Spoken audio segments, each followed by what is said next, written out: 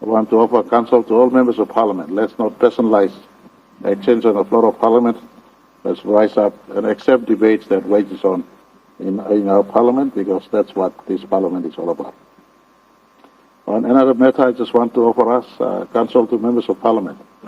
Standing order must be read. And I'm sure, example, I just, nothing against the member from Adhering. I have heaps of respect for him. This morning, whether by design or slip of tongue, but he's amongst the most educated in our Parliament in terms of law.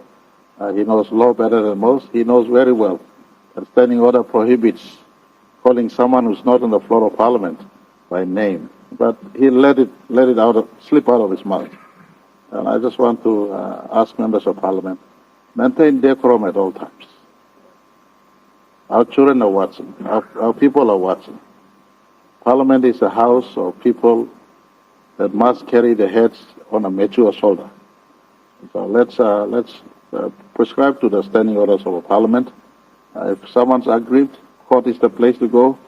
I also want to ask Mr. Speaker, yourself, let's combine and agree that the Privileges Committee of the Parliament must function, and members of Parliament who abuses the conduct on the floor of Parliament, including abuse to the office of Speaker, the Privileges Committee must be utilized to make referral, and so appropriate warning, appropriate nurturing. And if a serial offender is found in the House, then appropriate penalty can be dispensed in the context. I also want to encourage the country. There are certain places where unaccountability in public verbiage continues to flow. Speaking with no sense of accountability. You look at the U.S., there are more murder happening in New York City at night than the entire country of PNG in a year. 4 murders on average at New York City at night. That the #1 business capital of the world, New York City, 4 murders on average at night. But the U.S. media don't go around every now and then promoting the city as a city that murder is happening. Of course, they run the story in terms of free media, but they run it at back page, second page, mid page. So I just want the country at the 50th to take responsibility of our country. If there is an offense being created by someone in our country, you stand up on the floor of Parliament, you speak on it, but don't just let it waste on the floor of Parliament. Be man enough, submit the report to police, to Ombudsman Commission, to ICAC, to relevant authorities. In the instance of corruption right now, and I want to commend Police Commissioner, under Police Minister, without tampering on the process of appointment, but because of familiar complaints, we decided that overseas person must head the fraud squad. And so today, right now, the anti-fraud squad in police is headed by someone recruited from Australia, if I'm not wrong. And so an international guy, overseas guy, works at the National Fraud Squad. Corruption must be reported. Don't just come to the floor, or don't participate in Facebook for those who use Facebook or WhatsApp with no follow-through. Be man enough. If you launch, we see corruption, write your name behind the complaint, not just reporting on Facebook. Write your name behind the complaint, not just advocating here in Parliament because there's a TV watching you. Write your name behind the complaint. Take it to police. If the police has not responded in a week, follow up again next week. Follow up again following week. Eventually, something will get through. And so I just want to advise every one of us, there is corruption, everyday complaint. Stand behind. Be man enough. Stand behind your complaint. Put your name through the complaint. Police, fraud squad, Ombudsman Commission, ICAC, or whatever it is worth. We now, the commission and the 2 deputies were fighting amongst themselves. The ICAC Appointments Committee. Every step, the Transparency International stood with us to go through to make sure that their own complaints were investigated, but the ICAC as an institution functions on. And I just want to advise every one of us.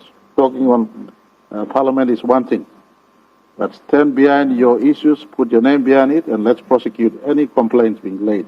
Well, if it is properly prosecuted, with the right evidence attached, I am 100% certain that eventually the complaint will see light at the end of the tunnel. So let's not just use public spaces for waste, and for just airing off. Let's process this through the proper channels, and I want to dedicate to this House.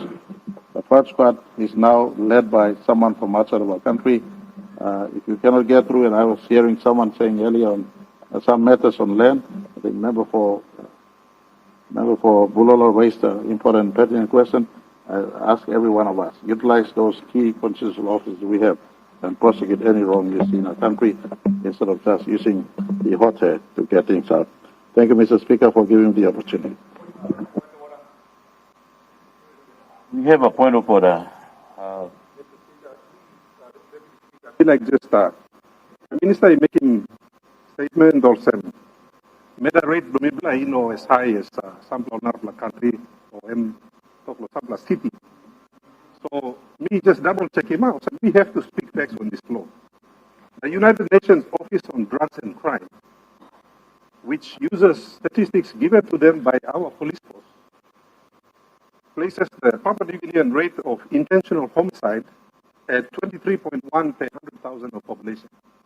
Now that puts us 4 times higher than the global average, and it ranks us in the top 10 countries in terms of intentional homicide, which is killing man. So, me like just point him out this land, correct him, Prime Minister. Thank you, Mr. Acting.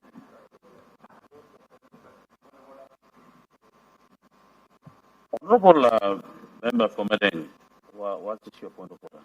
It will be brief, Deputy Speaker. Just in response, I allowed the Prime Minister to finish a statement on grievance debate, but he made reference to me in relation to standing orders. So I think it's important that if you want to correct standing orders, then you quote the provision. Now, I just checked the standing orders, and there's nothing in there that says that you cannot state a name. Only standing order 141 says when it comes to putting a question, if you put a question to a member or minister, statements of facts or names of a person, unless they are strictly necessary. It doesn't prohibit. It says, unless necessary, only in relation to question. So I support the Prime Minister in saying that we must follow the standing order, but we also must know what we're talking about. So just for all members to know that there is no such provision that restricts statements of names, unless you're putting it in a question.